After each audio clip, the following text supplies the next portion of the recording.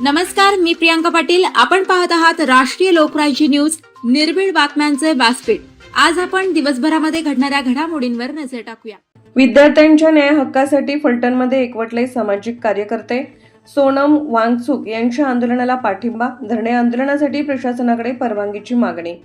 देशातील शिक्षण व्यवस्थेतील वाढत्या गैरप्रकाराविरोधात आवाज उठवणारे सामाजिक कार्यकर्ते सोनम वांगचुक यांच्या आंदोलनाला नैतिक पाठिंबा दर्शवण्यासाठी फलटण येथील सामाजिक कार्यकर्ते, युवक व नागरिकांनी आज निवासी नायब तहसीलदार, तहसील कार्यालय फलटण यांना निवेदन सादर केले.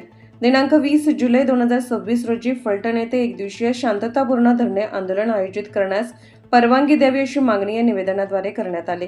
निवेदनात म्हटले आहे की देशभरातील लाखो विद्यार्थ्यांच्या भविष्याशी संबंधित असलेल्या नीट तसेच इतर स्पर्धा परीक्षांमधील पेपरफुटीच्या घटना अत्यंत गंभीर असून या प्रकरणाची निष्पक्ष व सखोल चौकशी करून दोषींवर कठोर कारवाई करण्यात यावी.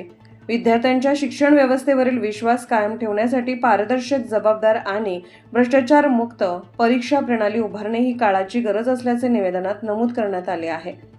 या संपूर्ण प्रकरणाची नैतिक जबाबदारी स्वीकारून केंद्रीय शिक्षण मंत्री धर्मेंद्र प्रधान यांनी राजीनामा द्यावा.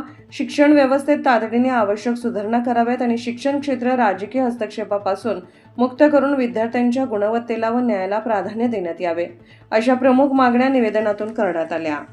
आयोजित करण्यात येणारे धरणे आंदोलन पूर्णपणे शांततापूर्ण, संविधानिक आणि लोकशाही मार्गाने होणार असून कायदा व सुव्यवस्था अबाधित राखण्याची तसेच प्रशासनाने घालून दिलेल्या सर्व नियम व अटींचे काटेकोर पालन करण्याची ग्वाही आंदोलनकर्त्यांनी प्रशासनाला दिली.